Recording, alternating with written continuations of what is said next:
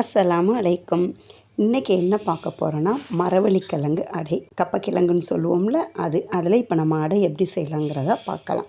அதுக்காக நான் 1/2 கிலோ மரவள்ளிக்கிழங்கு வாங்கினேன். 3/4 கிலோன்னு தான் சொன்னாங்க, ஆனால் இது 3/4 கிலோ மாதிரி கிடையாது, 1/2 கிலோ தான். இதை நம்ம நல்லா தோல் நீக்கி நல்லா வாஷ் பண்ணிவிட்டு சின்ன சின்னதாக கட் பண்ணி எடுத்து வச்சுக்கிருவோம். எப்படின்னா, நம்ம மிக்ஸி ஜாரில் போட்டு அரைக்கும்போது நல்லா கிரைன் ஆகணும். இந்த மாதிரி குட்டி குட்டியாக நம்ம வெட்டி வச்சுக்கிருவோம். நான் காட்டுறேன்ல இந்த சைஸில் ஒரு தேங்காய், இதையும் நம்ம சின்ன சின்னதாக வெட்டி வச்சுக்கிறோம் கிரைண்ட் பண்ணுறதுக்கு தோதா. இப்போ ஒரு மிக்ஸி ஜாரில் முதல்ல நம்ம தேங்காவை நல்லா நைஸாக அரைச்சி எடுத்துக்கிருவோம். எந்த மாதிரினா, இது நம்ம பால் எடுக்கிறது இல்லை, அப்படியே நம்ம மரவள்ளிக்கிழங்கோடு சேர்க்க போகிறோம். அதுக்கு தகுந்த மாதிரி அரைச்சி எடுத்துக்கிருவோம். இப்போ அந்த அரைச்ச அதே ஜார்லேயே கொஞ்சமாக மரவள்ளிக்கிழங்கு போட்டு இதை நல்லா கொஞ்சம் நேரம் கிரைண்ட் பண்ணிக்கிறோம். கிரைண்ட் பண்ணினாலுமே இது உங்களுக்கு அரைப்படாது, எப்படியுமே நம்மளுக்கு கட்டி கட்டியாக தான் இருக்கும்.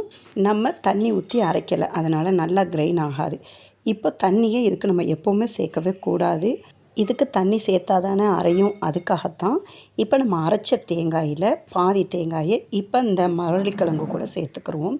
சேர்த்துக்கிட்டு மொத்தமாக 50 கிராம் சீனி, 50 கிராம் கோதுமை மாவு, 50 கிராம் சீனியில் பாதி சீனியை இதுக்கும் 50 கிராம் மாவில் பாதி மாவை நம்ம இந்த ஜார்லேயே சேர்த்துருவோம். சேர்த்து மொத்தமாகவே இப்போ கிரைண்ட் பண்ண போகிறோம். கண்டிப்பாக தண்ணி ஊற்ற மாட்டோம். அந்த நம்ம தேங்காய், சீனி, மாவு இதில் தான் இது கிரைண்ட் ஆக போகுது. கிரைண்ட் பண்ணிட்டாலும் சூப்பராக உங்களுக்கு அரைஞ்சி வந்துடும், கொஞ்சம் கூட கட்டியே இருக்காது.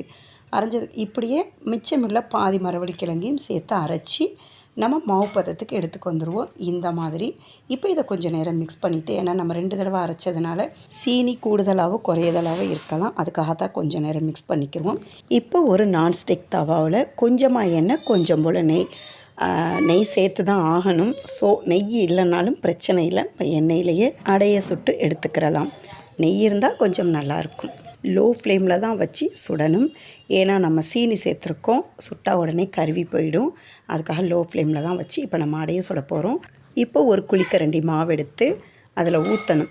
ஊற்றும்போது நல்லா பாருங்கள், இதை சுத்த முடியாது, நம்ம தட்டி தட்டி தான் விடணும். தட்டி விட்டாலே அது ரவுண்டாக வந்துடும். கோதுமை மாவு கொஞ்சமாக தான் சேர்க்கணும். நம்ம அதிகமான கோதுமை மாவை சேர்த்துட்டு நம்ம மரவள்ளிக்கிழங்கை, அதாவது ரெண்டையுமே ஈவனாக சேர்த்தாலுமே நம்மளுக்கு கோதுமை அடை மாதிரி போயிடும்.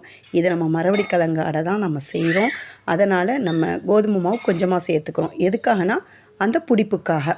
வெறும் மரவள்ளிக்கிழங்குல அடை சுட முடியாது, அதுக்காக தான் கொஞ்சமாக நம்ம கோதுமை மாவு சேர்த்துக்கிறோம்.